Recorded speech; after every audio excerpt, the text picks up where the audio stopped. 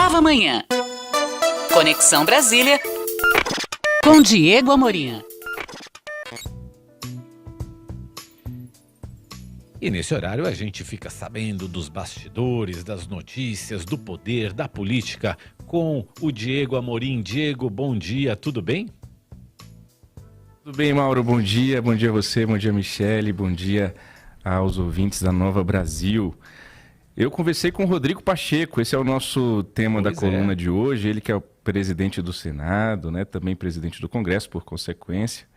E perguntei a ele qual o legado dessa atual legislatura e também o que ele pensa sobre orçamento secreto. Só para quem está nos ouvindo se contextualizar, Rodrigo Pacheco foi eleito senador pela primeira vez, ainda pelo extinto Democratas, que se fundiu ao PSL e virou a União Brasil, por Minas Gerais. Ele que já era deputado federal, chegou a presidir a Comissão de Constituição e Justiça, ali em meio ao impeachment da Dilma Rousseff, e em 2021 ele foi eleito presidente do Senado, numa presidência que caiu no colo dele, porque o seu correligionário Davi Alcolumbre estava tentando ali uma brecha institucional junto ao Supremo Tribunal Federal para garantir uma reeleição dentro da mesma legislatura, o que a Constituição não permite, ou seja, entre uma eleição para presidente e outra, um deputado ou um senador se candidatar novamente e se reeleger a presidente de uma das casas, isso não pode pela Constituição.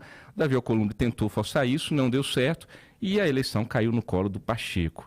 No ano passado, 2021, ele migrou do DEM para o PSD, a convite do presidente do partido, o ex-prefeito de São Paulo, Gilberto Kassab. O Kassab estava animadíssimo ano passado, querendo lançá-lo para presidente da República, estava muito confiante na natimorta terceira via.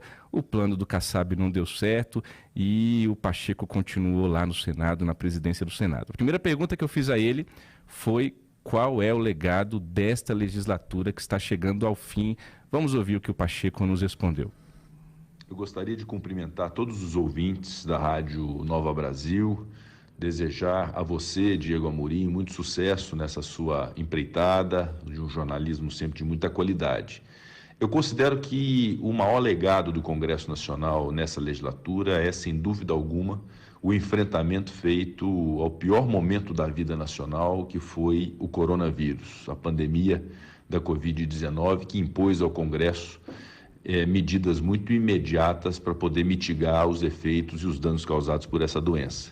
O Congresso Nacional do Brasil foi o primeiro no mundo a trabalhar pelo sistema remoto, permitindo a realização de sessões, em especial do Senado e depois, logo na sequência, da Câmara dos Deputados, pelo sistema remoto, ou seja, permitindo agilidade nas medidas. E por isso houve medidas concretas de ajuda de estados e municípios, a implementação do auxílio emergencial para as pessoas que sofreram na pandemia, 68 milhões de pessoas assistidas com auxílio emergencial, assistência a pequenas e microempresas, a implantação definitiva das vacinas no Brasil, foi um trabalho muito forte do Congresso Nacional, o enfrentamento ao negacionismo da doença, que num determinado instante dominou muito esferas da sociedade que não acreditavam nos efeitos e nos danos da doença. Então o Congresso Nacional prestou, considero, um grande serviço à nação brasileira nesse enfrentamento à pandemia. E outras tantas medidas que foram aprovadas, como a reforma da Previdência, o marco legal do saneamento básico, a autonomia do Banco Central, marcos legais muito importantes nas áreas de energia, de gás, de sistema financeiro, novo projeto de sistema cambial, a sociedade anônima do futebol, que vai salvar tantos clubes de futebol brasileiro. Então houve muitas medidas concretas mesmo, mas reputo de fato que o maior legado é o enfrentamento com qualidade, com medidas muito concretas em favor do povo brasileiro no enfrentamento da pandemia do Covid-19. Mauro, Michele, aqui em Brasília tem um verbo que se chama pachecar. Adorei. É o pachecar. O Rodrigo Pacheco pachecou aí. Quem está no carro, espero que não tenha tido uma sonolência enquanto ele falava. Adorei. Tô brincando. Brincadeiras à parte, esse é o jeito Pacheco. Ele é assim, alguns falam que é o mineirês dele. É até uma curiosidade, Rodrigo Pacheco, embora eleito por Minas Gerais, ele não é nascido em Minas Gerais. Ele nasceu em Porto Velho, em Rondônia, mas muito pequenino foi para Minas Gerais. E ele não se incomoda com esse tipo de brincadeira. Ele ele diz que ele tem esse perfil conciliatório, que nem todo político precisa ter um discurso virulento, com veemência. Ele é esse jeito aí, foi assim que ele conquistou ali os pares para chegar à presidência do Senado. É claro que os críticos vão lá, dizem que é um jeito blasé, que é um jeito... Tá, veja bem, vamos lá, ele é da turma do deixa disso. Esse é o perfil do Pacheco. Ele faz ali, claro, vendendo o peixe dele como presidente do Senado, elencando uma série de coisas que o Congresso fez nessa legislatura. Sobretudo, ele destaca que foi aprovado ali enquanto ele esteve na presidência do Senado, que não é bobo, né? Mas eu faço aqui 2 ressalvas para a gente ouvir a segunda resposta dele. Uma ele fala muito da pandemia, do enfrentamento, a gente até falou isso essa semana aqui, a gente deu os parabéns ao Congresso também por essa questão rápida que eles fizeram das sessões remotas, mas, Mauro e Michele, a CPI da Covid só foi instalada pelo senhor Rodrigo Pacheco depois que o Supremo Tribunal Federal o obrigou.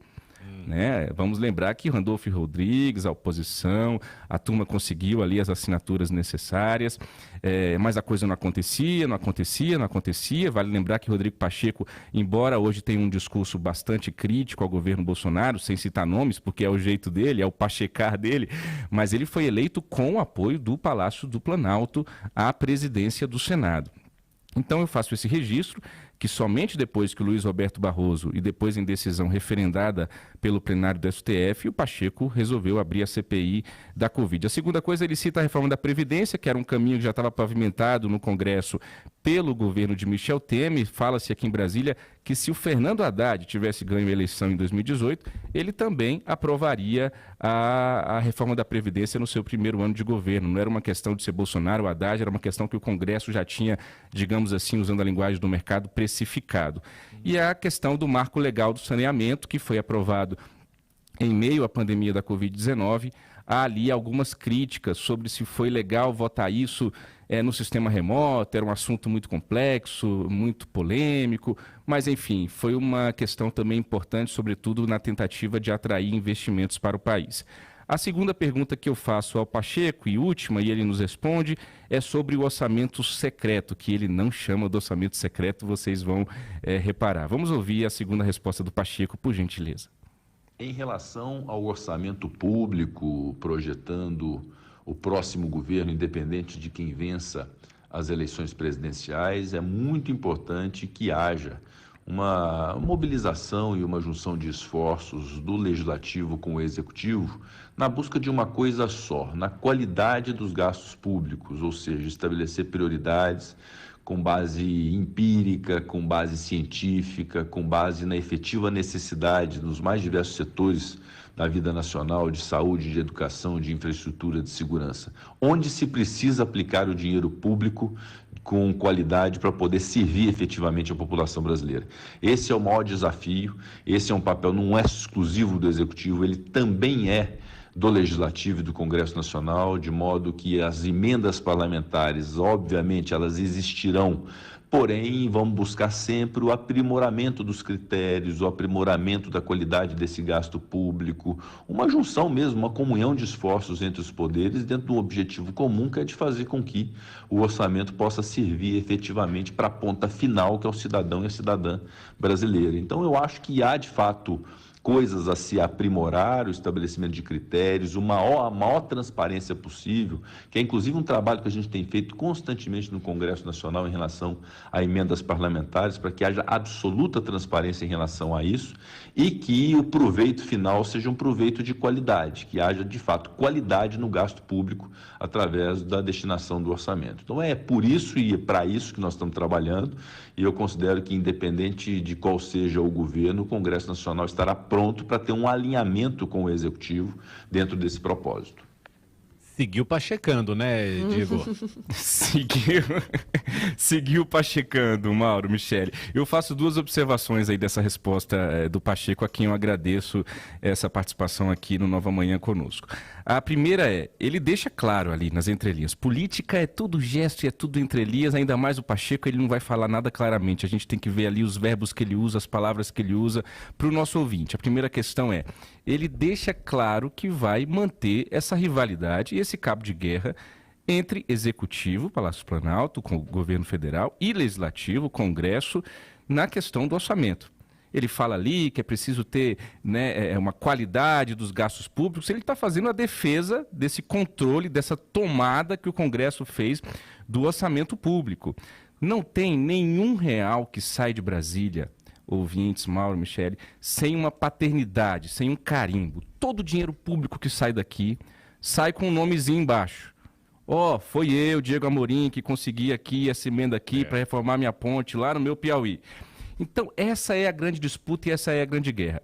Vai continuar essa disputa e ganhe quem ganhar. Lula, Bolsonaro, Emael, seja quem for, vai ter muita dificuldade para reaver o controle do orçamento, porque eles avançaram muito nisso. E para finalizar, a segunda questão é, Pacheco termina dizendo, independentemente de qual seja o governo, vamos trabalhar junto. É ele fazendo um gesto ali, independentemente de quem seja o vencedor, porque ele quer se reeleger. Ele pode, pela Constituição, porque vai mudar a legislatura, tentar a reeleição como presidente do Senado. Então ele, não digo que ele rompeu com o governo Bolsonaro, mas ele tem feito bastantes críticas mais públicas, indiretas ao governo, mas tem mantido pontes ali no Palácio do Planalto. Ao mesmo tempo, ele recebe Lula e senadores lulistas, como fez recentemente na residência oficial do Senado. Ele vai colocando um pé aqui, um pé acolá e segue pachecando. Mauro, Michele. A gente agradece ao Diego Amorim por trazer essa entrevista exclusiva com o presidente do Senado. A gente também agradece ao Rodrigo Pacheco por nos conceder essa entrevista. Diego, obrigado por hoje. Até amanhã. Até amanhã.